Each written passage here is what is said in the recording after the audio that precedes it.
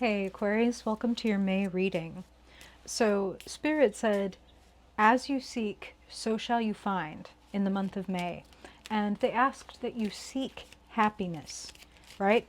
Aquarians have this really supreme pattern recognition, an ability to connect the dots, to make things make sense, right? And asking certain questions doesn't produce really fabulous or inspiring answers.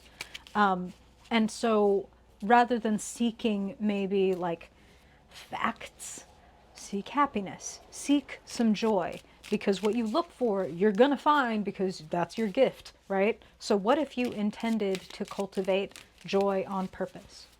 It's just what Spirit is saying. It's like it could really fucking bring tremendous rewards. Like what they're showing me, and we haven't pulled any cards yet, we're going to pull them in just a second.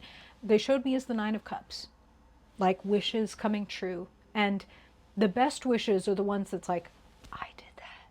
And that's the vibe of the Nine of Cups, is like, I did that? I made this? Like, I'm overjoyed. Like, I was going to say, I can't believe that I did that, but you can believe that you did it and you're so proud. That's the vibe. Okay? So what would bring you that kind of happiness? What would bring you that kind of satisfaction to seek that, to create whatever this is? Okay. We'll have these questions in the back of your mind as we get into the story of your month. Okay, thank you. I'm filming on a really rainy day. All right. Woo! All right, Spirit. We want to look at the lay of the land in the month of May for Aquarius. Aquarius sun, moon, rising and dominant people, Spirit. What do my Aquarian folks need to know for their highest good in the month of May? Want to know anything that you want to share with them about the recent past as it pertains to the present and is leading currently to the unfolding future.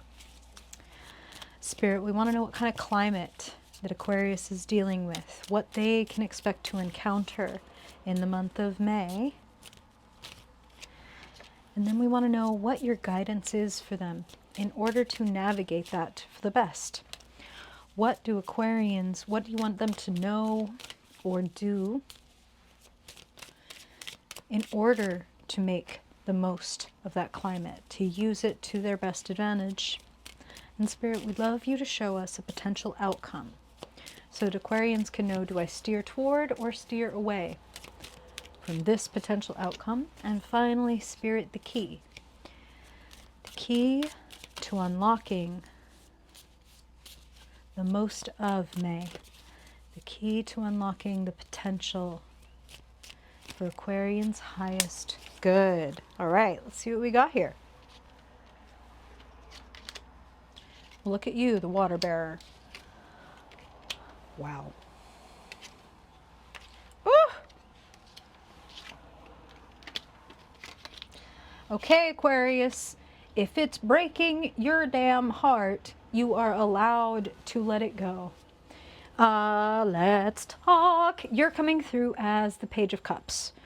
Sweet, vulnerable, open. You know, it resonates with everything that Spirit opened the reading with, is like, as you seek, so shall you find. And if you seek joy, if you seek magic this month, the Page of Cups of all of the cards would be the one to be able to find it, because they have the magical fish in their cup that grants their wishes. Spirit opened with wishes coming true. Okay? So, talking to your magical fish. What is a Page of Cups? A Page of Cups is open-hearted. A Page of Cups does not operate like a cynic. Like, I've been there, I've done that, I know exactly what this person's going to do, I know exactly how this is going to go. They're anti that. They are eyes, mind, heart open. The fish is, this is what Spirit is saying, they're like, the fish is speaking to you this month. You're going to be getting little whispers, little messengers that are nudging you toward and away from certain things.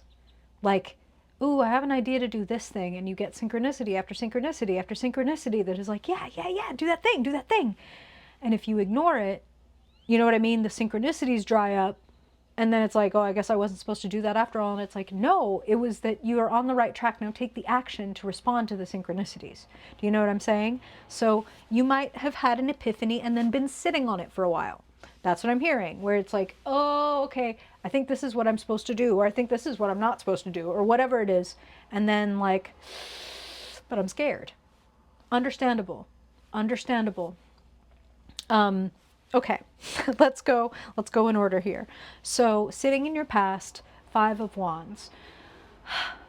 Disagreement, a little bit of contention. For some of you, I'm just seeing this as plain and simple, like bickering with a partner, bickering amongst coworkers, bickering online in the comment section, that kind of thing. 5 of Wands is not big deal fighting, but it is feeling like at odds. And I just feel like someone is disappointing you. I feel like someone is not willing to see things your way, and Spirit is being real cheeky and being like, so you might have to see yourself out. That's what I'm hearing, okay? And that's not going to be true for all of you. Fucking rain. That's not going to be true for all of you, okay? If you are happy and solid in your relationship, then that has some other meaning for you, and that meaning, that reading is for some other Aquarius, okay? If something raises more questions than answers, then just accept that that is for some other Aquarius listening to this general reading, okay? But there is some place in your life where there has been petty conflict or energy spent that hasn't really had any kind of good results. It just feels, what Spirit is saying is like, it feels like going around in circles. That's what I'm hearing. So if you know what that is for you, the interaction in which you feel like you're going around in circles, I feel like you have a decision to opt out of that or not. And I want to be clear, for some of you, opting out can look like, I'm going to break up with this person, or I'm going to leave this job, or I'm going to cut this family member out of my life, or whatever, right? It can be that extreme for some people. This could also be, I'm going to stop putting all of my stock in this person is going to make me happy. If this person could just do this, then I would be happy. I'm going to take that stock and put it back in myself. That stock, that responsibility, that power, I'm going to take it back into myself, okay? So if any of you feel like you might have been guilty of outsourcing fun or joy or love to somebody else, and like, if I can get them to love me, then I don't need to bother with loving myself, or you know what I mean? That's not the way. That's not the path. It's not going to have the outcome that you want it to. I feel like it will continue to be disappointing, only because it's like you're meant to look for it elsewhere. You're meant to seek something else, okay? So if like feels like doors close in your face, or things don't work the way that you want them to, I understand, and I want to validate how fucking shitty and annoying and frustrating and demoralizing and all those things that can be. And right next to that, I want to say, like, try, maybe, if you want to, experimenting with, what is the universe showing me with this? I kind of keep running into the same problem, or this, I keep ending up at the same place, like they were saying, with going around in circles. What if I ask, what is this trying to show me? And I get really curious about it, as opposed to so anxious that I shut down, or telling myself so many scary stories about what might happen if I change and if I move in a new direction, that I hold myself in this position indefinitely. I want to jump to the guidance. 3 of Swords. What are your painful or haunting thoughts? In particular, Aquarius, I want to ask, what are your 3 a.m. thoughts? How do you uniquely, creatively torture yourself with the way that you think? Because that vibe is present here. How do you break your own heart? And how might you stop doing that? What might you want to seek, as opposed to reasons like, why is this happening to me? That's like a 3 of Swords question. Ugh, it's because yada, yada, yada. And you're going to tell yourself all kinds of more stories.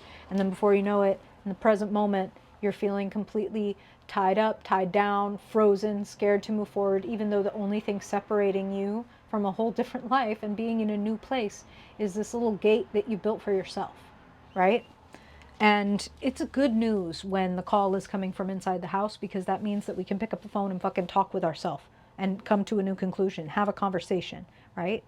So Spirit is asking you to respond to the wake-up call that you're getting. Sitting in the future, judgment. Awakening.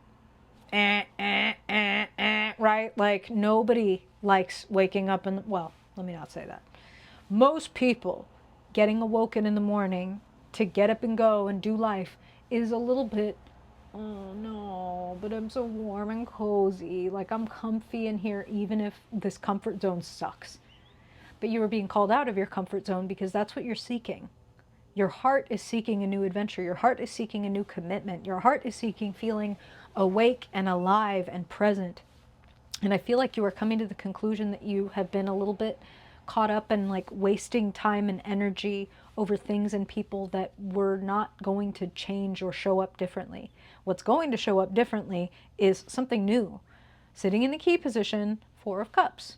The card where the person is very focused on their empty cups and what didn't work out and what they wish had happened with that thing that the past, right? What they wish had happened instead, to the point that they are not noticing the universe pouring them a fresh, new, full cup.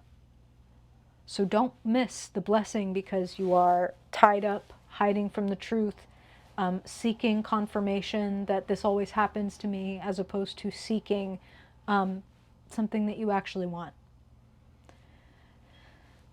It can be a little bit of an air sign issue to be like, I already know what's going to happen, so I don't need to go investigate that. You know what I mean? Like, I've worked it out in my brain, so I don't need to go test that. Spirit's like, no, no, no. You are being awoken. Sitting in the climate, the energy around and available to you, the High Priestess, intuition. The universe is already speaking to you. But if you are stuck in your head, Eight of Swords, Three of Swords, right? If you're stuck in your own head and your own thoughts, and particularly your own fears and hesitations and self-defeating, self-mutilating, self-heartbreaking thoughts, there's too much static for the signal, the subtle signal of your intuition to come through. Spirit is always talking to us. The truth is always in the air. The same way that radio waves are always present, we just have to have the antenna tuned to the right channel to be able to pick up those waves, right? So the waves are there. You just want to clear anything that's getting in the way of your signal, and then boom, judgment sitting in the future. There's your epiphany. Here it is. Like, here's the moment where everything is really clear. Now, do you want to see this for what it is and act upon it? Or do you want to sit and look at the Three Cups and be like, it was supposed to look like this. Why is it like that? This is crap. I don't like this. That's not going to get you anywhere is all I'm saying. It's not that it's invalid. It's not that it doesn't make total sense. It's just that it's not going to get you somewhere new. I feel like there is a need to lighten your load of some of these thoughts. Seven of Swords sits in the position of a potential outcome. I like to see a Seven of Swords as a potential outcome when we're looking at the Eight of Swords and the Three of Swords. You know what? I've come to the realization that I've been fighting for or pouring my thoughts and my creative energy into something that is never going to give back to me. And I'm going to take what's left and I'm going to go. And I'm not going to be fooled by the sunk cost fallacy. Do you know that one? That one is, okay, so the guy goes to the casino table, he's got his last $500 in his pocket, and he has bet 495 of those dollars and lost. Now the sunk cost fallacy would tell that man, okay, you got this last $5, I can't just leave, I gotta bet this too, right? Like, I mean, I gotta get something for the time that I put in here and for all that money that I lost, I gotta get something, and then walks away with nothing, right? That's the sunk cost fallacy, rather than saying, you know what? This is not my night. That was $495 I just lost. At least with this $5, I can get me a little snack on the way home, right? That's something I can actually have and believe and trust, right? So do not think that, like, well, I can't leave now. We've been together for 7 years or whatever. Like, how could I leave even though it sucks and even though he keeps breaking my heart, but it's been 7 years. You know what I'm saying? It's like, so what? You want to do 7 more before it's like, okay, you know what? All right. Like, better late than never. Okay? Trust yourself. Believe yourself and listen to yourself. Not just your thoughts, your feelings, your soul. Okay? Do things that get you a little bit out of your head or that help you clear your mind a little bit. Go for long walks, work out really hard, right? Cook a meal that requires a lot of like attention and to detail and to timing, where your mind is really occupied in one way to the point that your unconscious mind actually has the space to drop a little something in, because for once you're not making up narratives and this and that. You're just thinking about, ooh, gotta keep putting one foot in front of the other to make it to the next mile.